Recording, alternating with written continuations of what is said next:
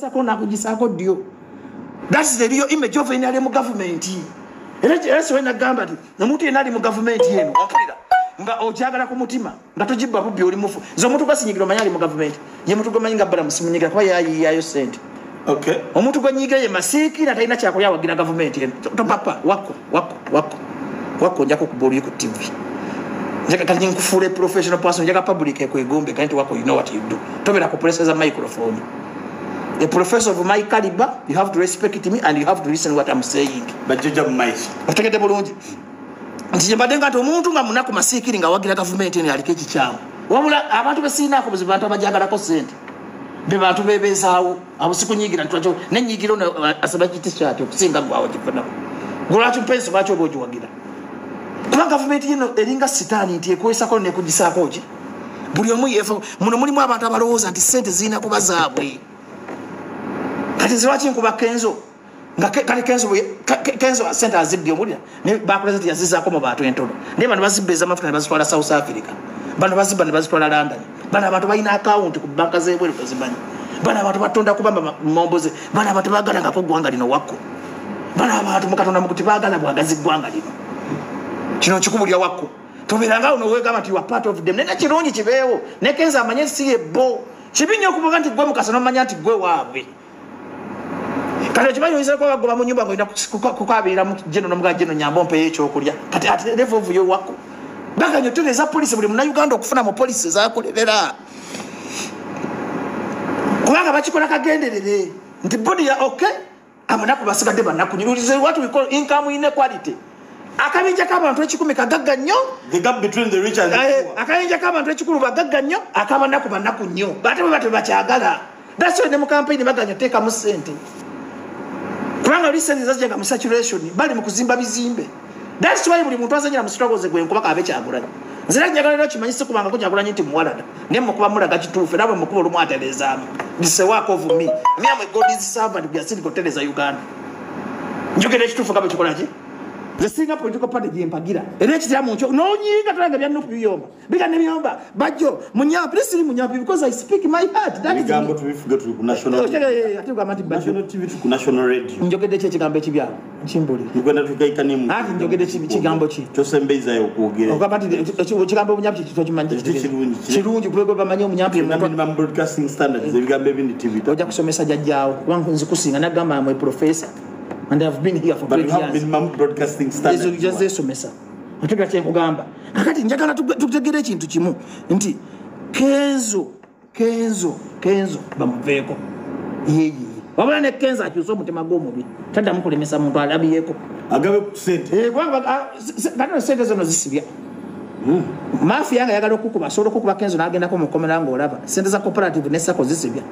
Olaba aluna mawanda wadde yavaayo. Walabono omukazi babiri yabbeze omupira yabala busente butono.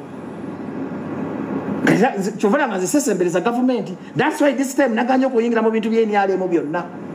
Zitagaba bana Uganda bali bamanyi nti bajjo asonda maanyi kudda mu kuluno nkumye ku kigambo kyange.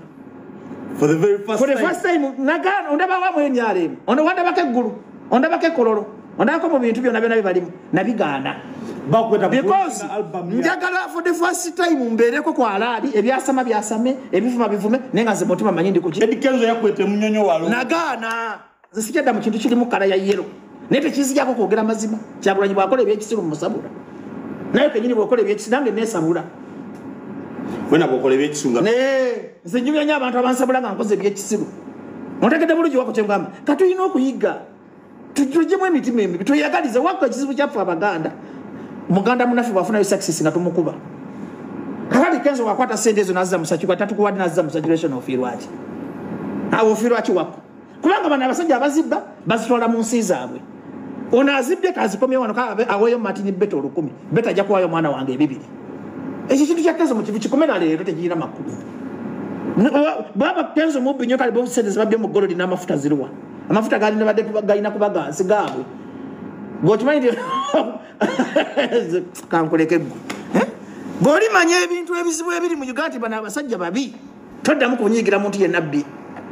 Ai ni mwabali singo kolimira Kenzo. Nze sira kolimira ku Kenzo abene ndala. Eno government bagisasira.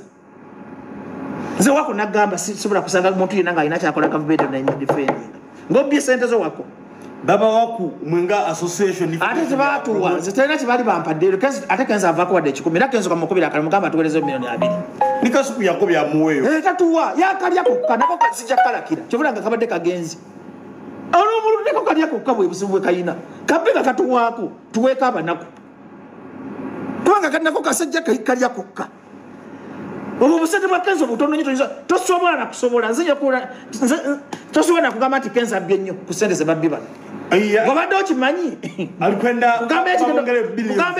kugamba ekigambo situka wano tinda situka enkobera nkyogere totya toyina katengo kasakibanga kisigala mu bye tulikola wano kakati buli muntu amanyi gavumenti eno nti mbi tonyigiranga muno nga alina kyafunye kale ekijagala kikola ki kuba gavumenti embi babanzi be wano mu gavumenti obeere w'amazima gooba omubi eno gavumenti yaba mafia state zaba escoba Pablo nyagayo kyonya bwesanga gasumba nga alina kyatwala mugamba taata twala kenzo twala bebe kulu twala bala mutwala mpaako ompaddeyo engangana nefuna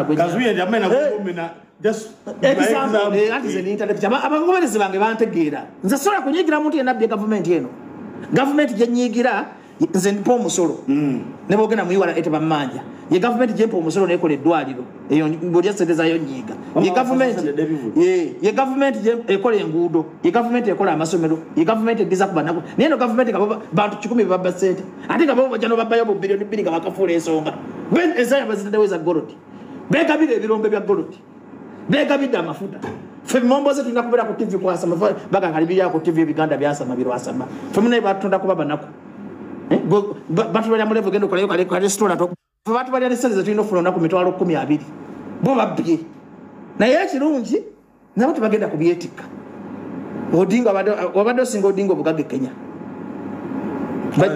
enyo bebagabana Kenya Uhuru Kenyatta Uhuru ne Moi Kenya yaabwe naye omanya yabirese kaliza ate nkuba nnyo omuntu alina omutima omubinga wali wabbye kaliza sobola kuba kezo nze ndi musiru mubawumba tutu mumbere ku TV kube mbuze kati bilioni 5 zinyambe ki ababye za gold zirwa ababye za global fund babakola ki bwe muri Uganda mulina kweyagala nga banna Uganda abanaku ne bamala ebbanga ki tulina kweyagala nga banaku ekisibye mu bwavu temunaku munafu babbayo nga tumulabanga omulabe nebo kakamba ne Uganda bali kafode muntu abagaga bakaye balina okubba bananyini gavumenti kati wakola no baka bakufuula emboozi ekisibye abanaku mu bunaku abanaku balina emitima ebi tebagaliza banaku bannabe kuva mu bunaku otegede buli kyekugamba abanaku ekisibye abanaku mu bunaku tebagaliza banaku bannabe kuva muki bwoba munaku yagaliza kwanga munaku munoja munyigo mugaye wakompayo nfa nika twasala nti sente zirina kubaza bano basajja sente zirina kubazaabwe ekyo kyabugwagwa but some 5 billion is expected ebyama byabasajja bano wako kolimanya sente abasajja zebatubbamu oliko owensi oliko akatonda nzita bajjo kangubuza ekibuuzo singa kenza resigninga ku UNMF ani ayinza okutwala UNMF tewali kiba kiweddewo lwakwa ne Kenzo naye yamalamu amaanyi ne bamuwa sente zatawakuba yimbi banene sente zitegerekeka Kenzo ekizibu kya Kenzo yandibadde ayita abaana baaliyeni bagulavite bakamiliyoni babebe kulu bona nabawa ku sente Kenzo ate temumanyi kubba kati kamusomesa okubba wakwe bakuwanga akawumbi kamu ndikakulima luguudo okuva Kampala paka Masaka ne bakozesako miliyoni 2 n'obba miliyoni 8 naye ng'oluguudo olwo lulimye toba mubbi ekibaita service delivery bana Uganda tebamanyi kubba omubbi omugezi ye mubbi adeliveringa kati bamuwa sente ate wakuba abantu balina kufuna ku kituufu otegedde bulungi singa yayita abantu bonna bajje muluwa wako muluwa buli omu naaliyako singa Kenzo kati nzenze kamenyeka ne Kenzo ani nange ntandisire kubanga bambi nze mbeera nnyo okusaidia omuntu anyigiriza wakonze kobenga oli munuupu kobenga oli mwenyalenga kebe next media kali kunyigiriza ndibeera kusaidia nze ndi wabanyigirizibwa bonna kati Kenzo wano bamunyigiriza bajjo nga tukakuja otegedde bulungi nze ndi wabanyigiki bakumubuuza nga define bajjo is for oppressed I'm for oppressed Ugandans without any political party difference Otege kakenzo kajjewo omululu kagabe ku ssente nako naye baba gwawo kubanga obuwumbi butaano busente butono kati ku bizibu byayina lema n'ennyumba yali yaji kati kenzo ssente zizo kwa za gwawo